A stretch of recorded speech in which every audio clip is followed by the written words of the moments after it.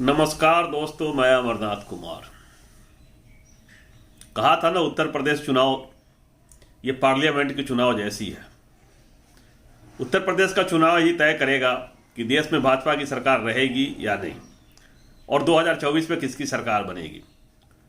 2024 की बात तो दूर, 10 मार्च के रिजल्ट आने के बाद केंद्र में भाजपा की सरकार रहेगी नहीं रहेगी, वही भविष्य दांव पे लगा हुआ है। ये मैं नहीं कह रहा हूं, ये भाजपा नेताओं के डर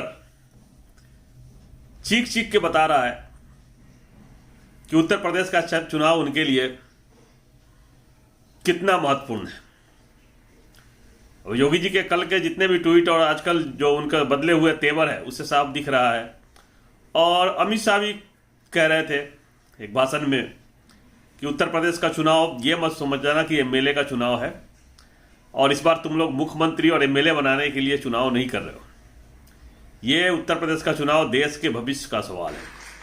और इस बार यूपी का जो चुनाव है, मैं आप सभी को कहना चाहता हूं, भाइयों बहनों युवाओं, ये यूपी के चुनाव को विधायक का चुनाव मत समझिए, किसी को मंत्री मुख्यमंत्री बनने का चुनाव मत समझिए। उत्तर प्रदेश का चुनाव आने वाले देश में भाग्य का, भारत के भाग्य का निर्णय करने वाला चुनाव। उनको मालूम है कि जैसे यूपी हारेंगे अब भाजपा में टूट पड़ेगी, बगावत होगी, एमपी छोड़ के जाएंगे। इनके पास 303 एमपी है। कुछ लोग पहले ही से बगावत कर चुके हैं, है भाजपा में लेकिन बगावत कर चुके हैं। तो सिर्फ यूपी और बिहार के एमपी अगर बगावत कर देगा तो सरकार गिर जाएगा। तो ये जो चुनाव है उत्तर प्रदेश का चुनाव, मोदी साहब और अमित साहब के भविष्य का चुनाव है।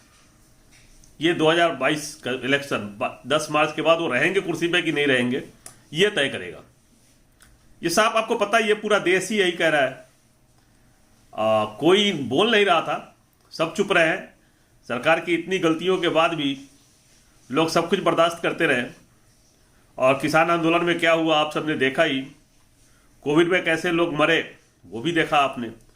और जब लोग मर रहे थे तो सरकार गायब, सरकार के बारे में कुछ पता नहीं। जब मामला थोड़ा ठंडा हुआ तो लोग आने लगे।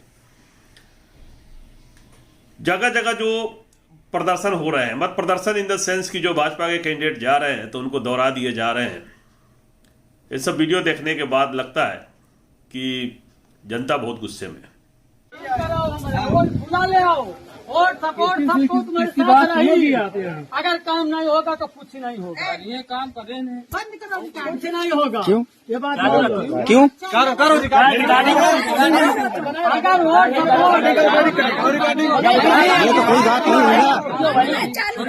पश्चिमी यूपी के जो जनता है वो तो अमित शाह पर सवाल ही उठा दिया कि आप घर घर आके जो वोट मांग रहे हैं उसी से पता चलता है कि ये चुनाव हार रहे हैं।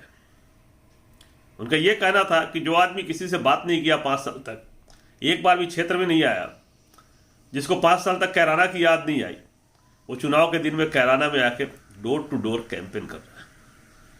उत्तर प्रदेश में घर घर जाके कैंपेन कर रहे हैं। तूने इसका असर देखो, जहां तक वोट बैंक की बात बता रहे, दंगे की बात बता रहे, अब जैसे वे यहाँ पर आए हैं, देश का गृह मंत्री एक विधानसभा में डोर टू डोर कंपेनिंग कर रहा, आप इससे जान सकते हैं कि उनका कितना जनमत यहाँ शेष बचा। डोर टू डोर फिर रहे, कहीं के लिए फिर रहे, क्यों फिर रहे? 5 साल में भी याद आया मुजफ्फरनगर सारी जगह जा रहे। जब वोट लेने का समय आया तो घर घर पर्चे बांटे जा रहे, और वो कह रहे कि जाटों का 650 का हमारा साल पुराना रिश्ता है। लेकिन वो रिश्ता जब वहाँ किसान मर रहे थे, लट बज रहे थे, उनके रास्ते रोके जा रहे थे, वहाँ कील गाड़ी जा रही थी, दीवार खड़ी की गई थी, तो तब कोई किसान जाट नेता, किसान जो आज बीजेपी में जाट नेता है एक भी। और यही हाल बीजेपी के तमाम नेताओं का है।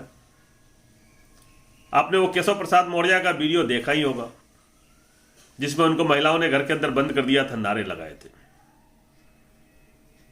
तो ये सब चल रहा है। किसान नाराज है, किसान को तो पता ही है कितने दिनों से नाराज है, वो नाराज रहेंगे। उनको जो किसान बदला लेने के मूड में है, आपने वापस कर दिया ठीक है, आपने उसके 5 गुना भी लौटा देंगे तो 700 किसानों की जान नहीं लौटाएंगे आप। 13 महीने जो कष्ट में रहे वो तो नहीं लौटाएंगे। जो किसान के लोग हैं वो जो बात करते हैं उनसे यही पता चलता है। और आपने अब तक जीते कैसे हैं? जयचंदों के सहारे। मेरा एक हरिंदर ताऊ है, तो अब तो जानते ही है किसान में रहे तो हमेशा गाली की भाषा में बात करते हैं और हमेशा गुस्से में रहते हैं। तो उनकी बात छोड़ो, दूसरे किसान से जब हमने बात किया तो उन्होंने कहा कि सर ये जो भाजपा है वो जयचंदों के सहारे चुनाव जीतती है। जयचंद ही भारत पे के साथ गद्दारी करके विदेशियों को बुला के गुलाम बनाया। उसी तरह से देश में छोटे छोटे जातियों में बांट दिया गया, धर्मों में बांट दिया गया और भाजपा हर धर्म से हर जाति से जयचंदों को अपने पार्टी में मिला लिया। एक दो के जिसका कोई जनाधार नहीं है, लेकिन लोगों को यह संदेश जाता है कि वो तो तुम्हारे साथ है। अब पिछले बार 2017 के चुनाव में केशव प्रसाद मौर्य, स्वामी मौर्य सब लोग थे और मौर्य समाज का पूरा वोट लिया भाजपा ने और कुर्सी क्या दिया, स्टूल।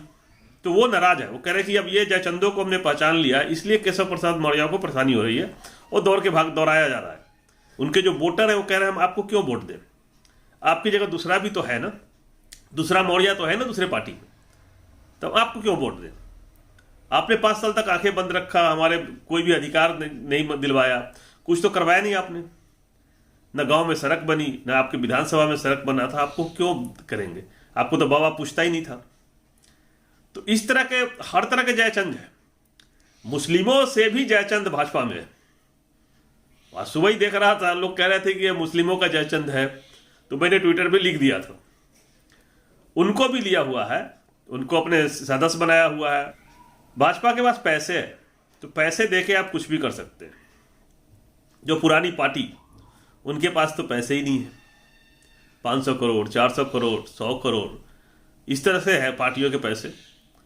और जो नई पार्टी 1980 में बनी उसके पास 4500 करोड़ या कुछ उसी का कोई फिगर है, 4000 और 5000 करोड़ के बीच में पैसे हैं।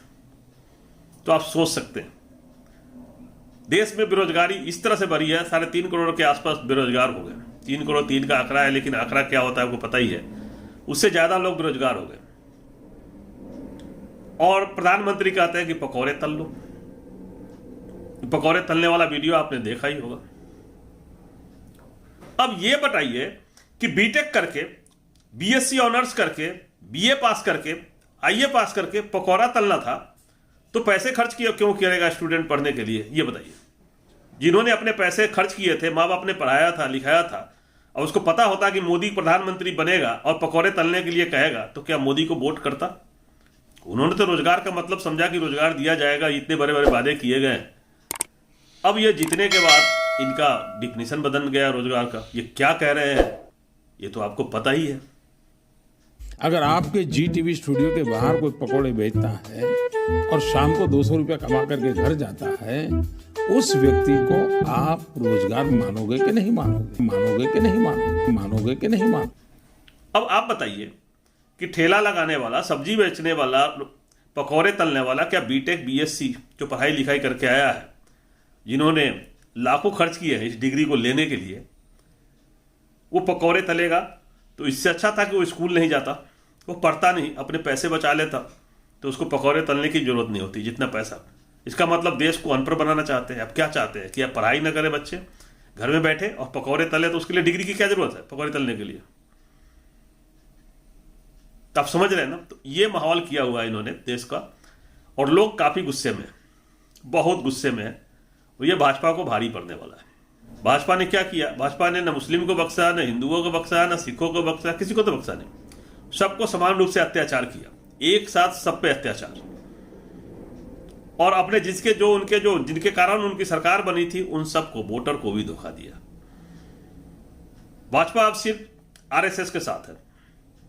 अब खुल के लोग कह रहे हैं आरएसएस जिंदाबाद, आरएसएस के साथ है। अब ये देखिए स्वरूप आनंद है, ये महात्मा जी, ये खुलेआम धमकी दे रहे हैं कि हमारे धर्म योद्धा, जिसमें वो वसीम रिजवी और यति नरसिंहा जेल में बंद है, अगर उनको जेल से नहीं छोड़ा गया तो हम क्या कर देंगे, उनके मुंह से ही सुन लीजिए क्या कह रहे हैं। जो हमारे जेल में बंद 2 धर्म योद्धा हैं, उनको 1 सप्ताह के अंदर अगर रिहा नहीं किया गया तो यह आंदोलन बहुत उग्र होगा, और उग्र ही नहीं, यह परिणाम बहुत भयानक होगा। हो सकता है कि भगत सिंह का जिस तरह से असेंबली कांड हुआ, वह इन 2 योद्धाओं का जेल जाना उसमें परिणत न हो। इसका मतलब है कि देश में कानून का राज नहीं है, संविधान नहीं है। किस तरह की बातें हो रही है।